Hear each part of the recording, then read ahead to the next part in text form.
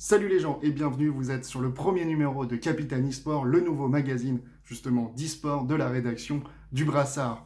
Aujourd'hui pour ce numéro exceptionnel, on est parti à la rencontre de Dorian O'Haro. Ce nom vous dit peut-être rien, mais c'est un des analystes de Vitality plus connu sur le nom de Monaka. Il s'occupe de l'équipe Fortnite. Je vous laisse découvrir tout de suite la discussion qu'on a eue avec lui. On a parlé justement Fortnite, jeux vidéo, du rôle qu'il a dans la structure et de ses autres activités en dehors de l'eSport. C'est maintenant. Bonjour Dorian. Bonjour. Merci de nous accorder un peu de temps. Déjà, première question, voilà, tu as trois casquettes maintenant. Tu travailles pour l'équipe de France de hockey sur gazon. Tu travailles pour Vitality également. Et tu fais de plus en plus de live sur Twitch.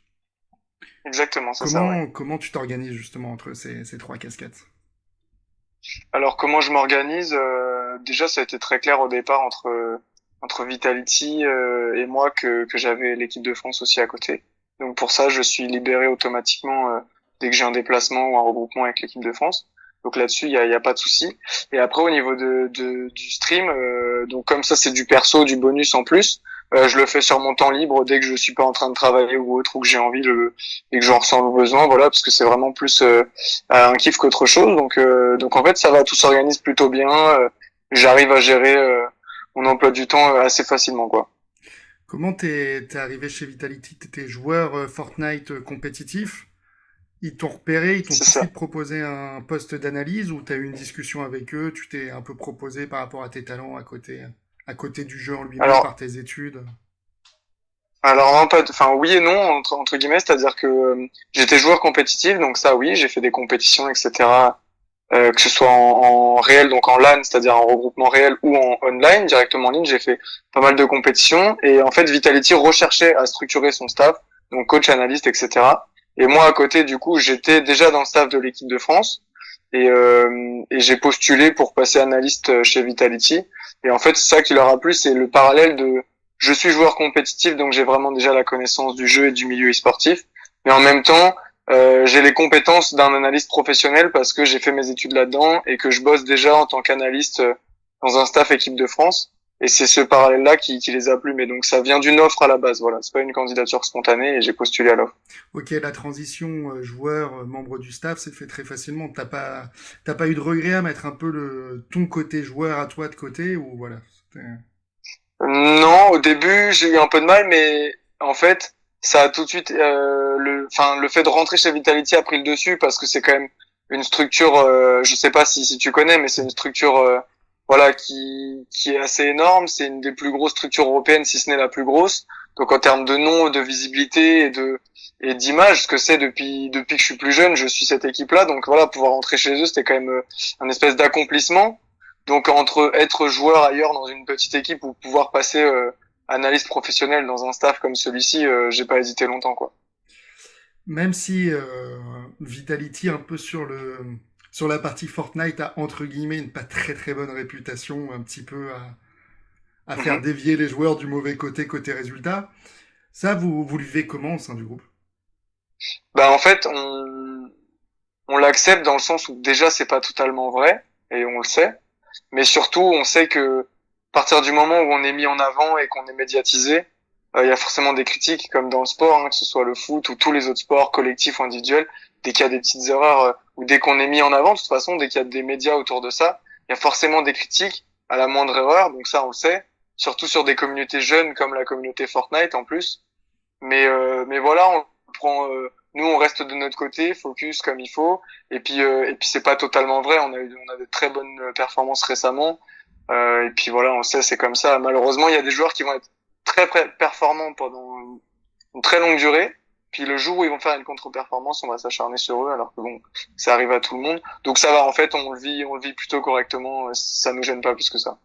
Dans l'e-sport, c'est quoi un petit peu près le rôle de l'analyste? Ça se rapproche d'un rôle dans le sport classique où tu fais des heures de vidéo à chercher ce qui va pas chez tes joueurs, chez tes adversaires, ou on est plus dans un accompagnement de la tactique de ton équipe vraiment où sont les coffres, où sont les routes les plus rapides?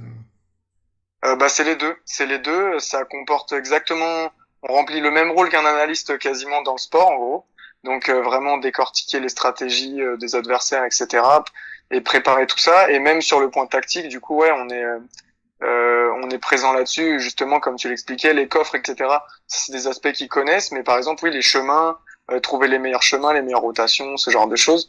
Là-dessus, ouais, on bosse beaucoup sur ce point-là. Et par contre, s'il y a une différence quand même à noter avec le sport, c'est que un sport entre guillemets, c'est plutôt figé. Le règlement évolue, mais euh, peu, on va dire. Et quand il évolue, c'est peut-être, je sais pas, tous les 2 ans, 3 ans, 4 ans, ça dépend des sports. Il y en a qui sont assez figés, contrairement à l'e-sport et surtout à Fortnite, où le jeu évolue constamment. On a toujours des nouveaux ajouts, des choses qui sont supprimées, et ça change complètement la manière de jouer et la manière optimale de jouer surtout.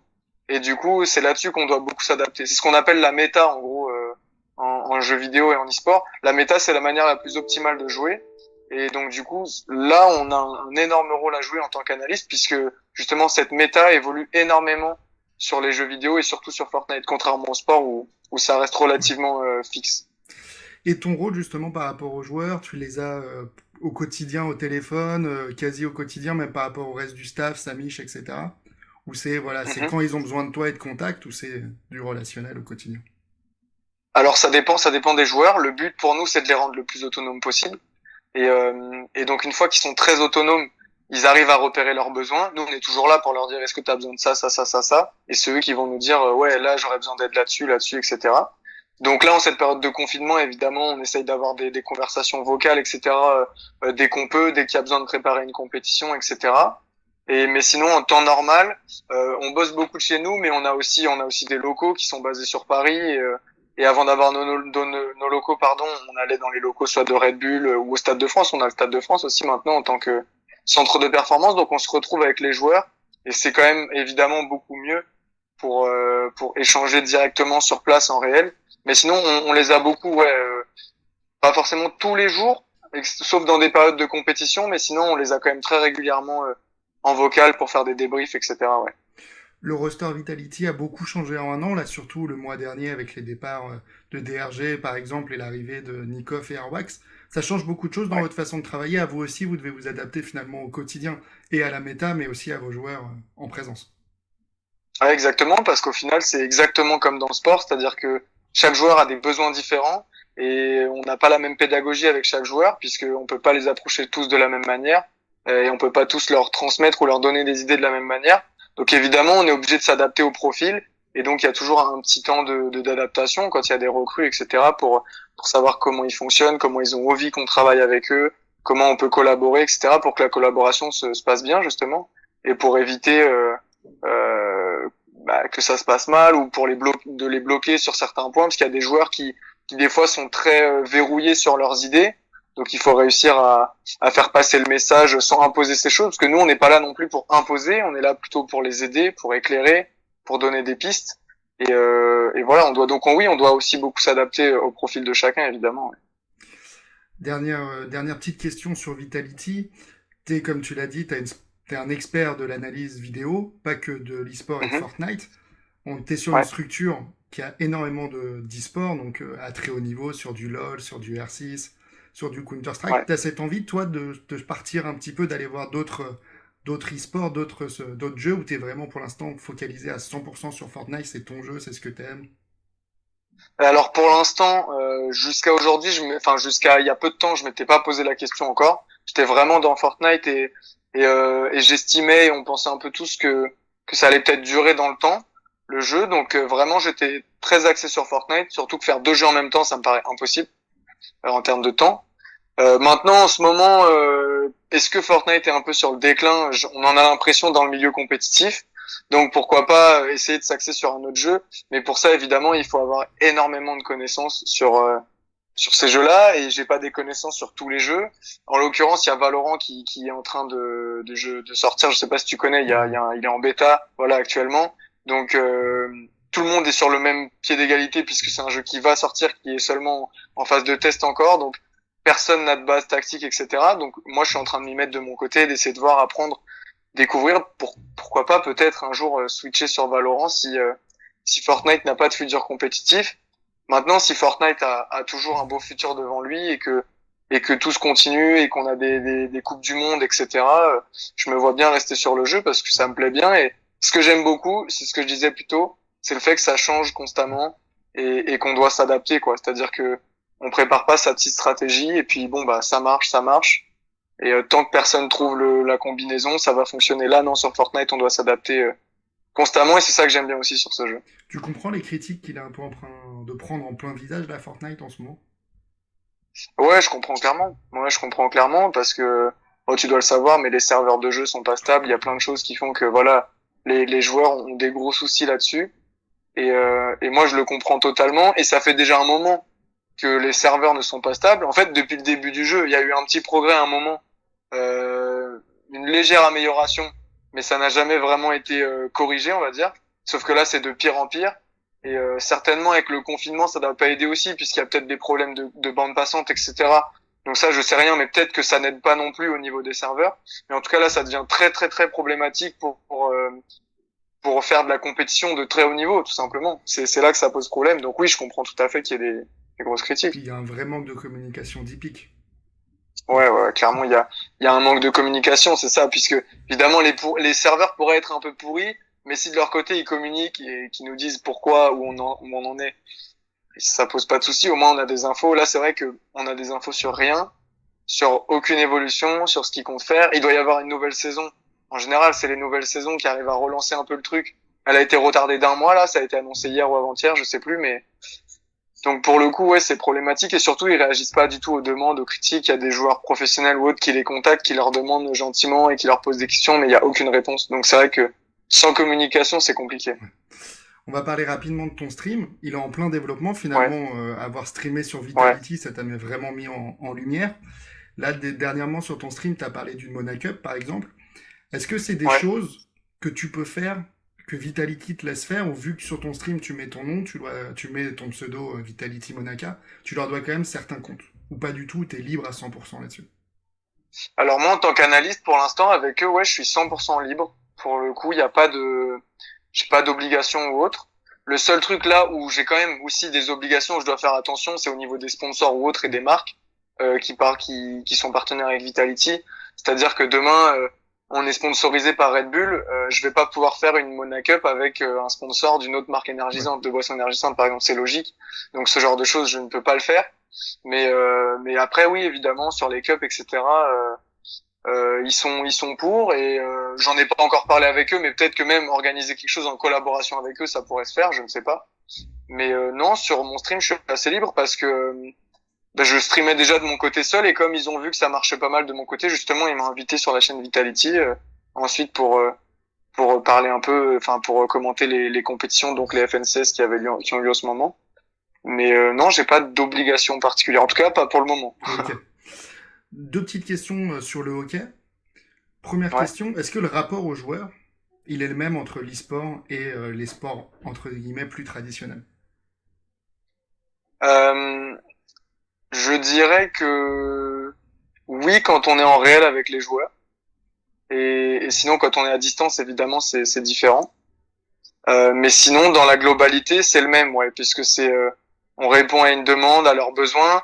Alors après, dans l'e-sport, enfin, dans mon cas particulier, en ce moment, avec Vitality, ça va être un petit peu différent puisqu'on n'a pas de coach en ce moment. Donc, on passe directement avec les joueurs. Alors qu'avec l'équipe de France, c'est plutôt des demandes du coach et du coach adjoint et auxquelles je vais répondre en priorité. Et ensuite, je vais avoir un contact avec les joueuses, puisque moi, je suis sur l'équipe de France féminine pour le coup. Je vais avoir un contact avec les joueuses pour si elles ont des besoins particuliers, individuels, etc.